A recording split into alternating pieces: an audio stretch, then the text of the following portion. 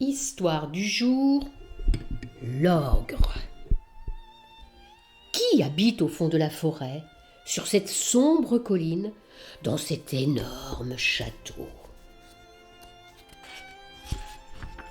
C'est un ogre timide et malheureux. Il pense qu'il n'est pas vraiment un ogre, parce qu'il ne mange jamais d'enfants. Quand il était petit, sa maman lui a raconté une horrible histoire d'ogre qui se terminait très mal à cause d'un enfant si petit qu'on l'appelait le petit pousset. Enfin, quelque chose comme ça. L'ogre ne se rappelle plus très bien. Il se me demande même si l'enfant ne finissait pas par manger l'ogre. Bref, à force d'y penser, l'ogre s'est mis à avoir une peur horrible des enfants. Si bien que le mercredi, le jour où toutes les écoles de la ville voisine sont fermées, l'ogre reste bien enfermé derrière ses grands murs de son grand château. Il a bien trop peur de rencontrer un enfant égaré dans la forêt.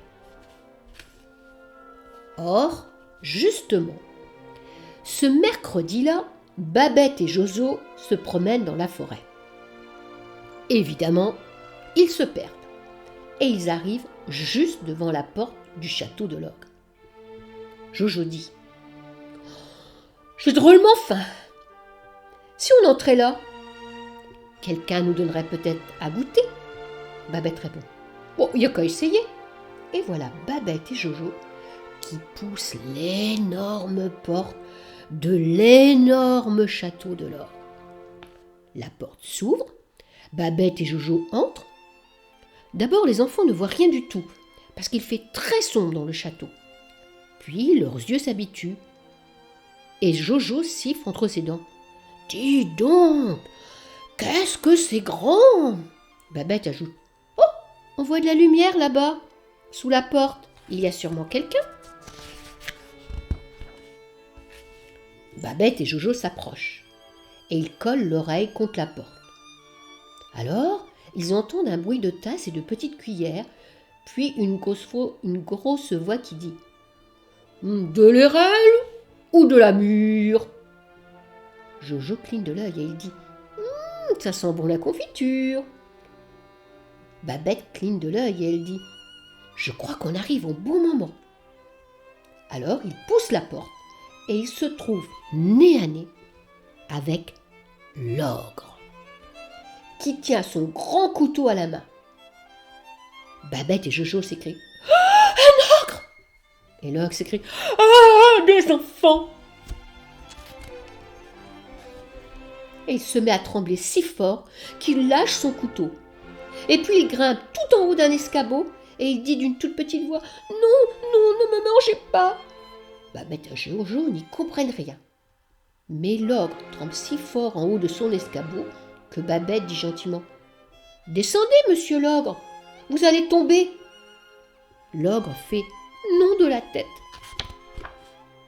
Alors Jojo prend son air le plus raisonnable et dit « N'ayez pas peur, voyons, les enfants ne mangent pas les ogres. » Et Babette ajoute « Ce sont les ogres qui mangent les enfants. » L'ogre répond très vite « Non, non, non, moi je mange pas les enfants, jamais, jamais !»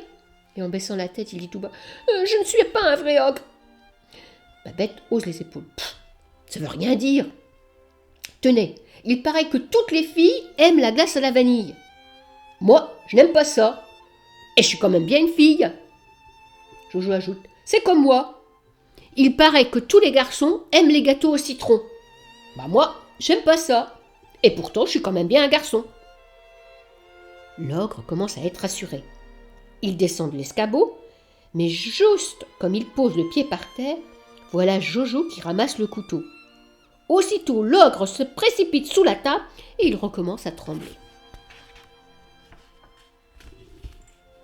Babette soulève la nappe et elle dit « Ne restez pas là, monsieur l'ogre, vous allez vous salir. » Et Jojo ajoute « N'ayez pas peur, monsieur l'ogre, j'admire juste votre couteau. C'est un vrai couteau d'ogre. » Cette fois, l'ogre était un peu honteux. Il sort de dessous la table et il dit très vite « Oh, vous savez, je ne m'en sers que pour couper mon pain. » « Ça tombe bien, dit Babette, Justement, nous avons très faim, et vous avez là un bon gros pain. » Et aussitôt Jojo ajoute d'un air malin.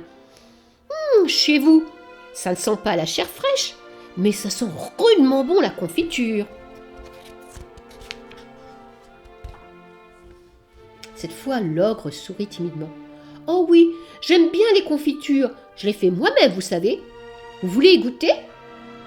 Les enfants crient en même temps. « Oui, oui !» Ils s'installent tous les trois autour de la table.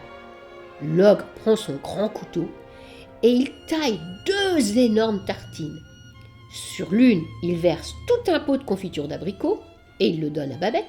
Sur l'autre, il verse tout un pot de confiture de mûre et il la donne à Jojo. Puis il taille pour lui des tartines encore plus énormes et il les engloutit une à une d'un coup en jetant à chaque fois dans sa bouche le contenu entier d'un pot de confiture de prunes, de pêche ou de groseille. Parfois, il avale même le pot avec, sans s'en apercevoir. Les enfants applaudissent. « Bravo, bravo! Oh, vous avez vraiment un appétit d'ogre, monsieur l'ogre !» Cette fois, l'ogre se met à rire. Il commence à se sentir très bien avec ces enfants-là. Jojo s'essuie la bouche et il dit, en regardant les énormes poutres du plafond. « Oh, vous habitez un véritable château d'ogre !» Babette s'essuie la bouche et elle dit en regardant les pieds de l'ogre. « Et vous portez aussi de véritables bottes d'ogre. Vous faites du combien à l'heure avec ça quand vous courez dans la campagne ?» L'ogre s'essuie la bouche et il répond. « Oh, je sais pas, dans les 120-130 à l'heure, je pense. » Jojo ajoute. « Oh, je suis sûre que si vous nous prêtiez vos bottes, elles nous iraient très bien. »« Vous croyez, dit l'ogre. Vous voulez les essayer ?» Et Babette et Jojo crient en même temps. « Oui, oui, oui !» L'ogre enlève ses bottes. Il donne la botte gauche à Jojo et la botte droite à Babette. Les enfants enfilent chacun un pied dans une botte. Et voilà. Les bottes leur vont très bien. Jojo s'écrie. « Vous voyez, elles sont magnifiques, ce sont des vraies bottes d'ogre. Ce serait chouette si on pouvait faire un tour avec. » L'ogre se lève et il dit. « J'ai une idée. Au grenier, il y a les bottes de mon père et celles de mon grand-père. Si j'allais les chercher, on pourrait faire une balade ensemble. » L'ogre disparaît dans l'escalier. En attendant, Babette et Jojo s'entraînent à sauter par-dessus la table à cloche-pied. Jamais ils ne se sont tant amusés. L'ogre descend du grenier avec une paire de bottes sous chaque bras. Jamais il ne s'est senti aussi heureux.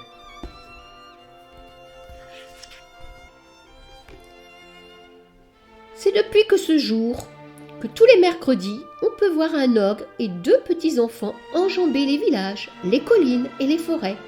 Et toute la journée, on entend résonner au-dessus de la vallée un énorme rire d'ogre. Ça y est, c'est fini.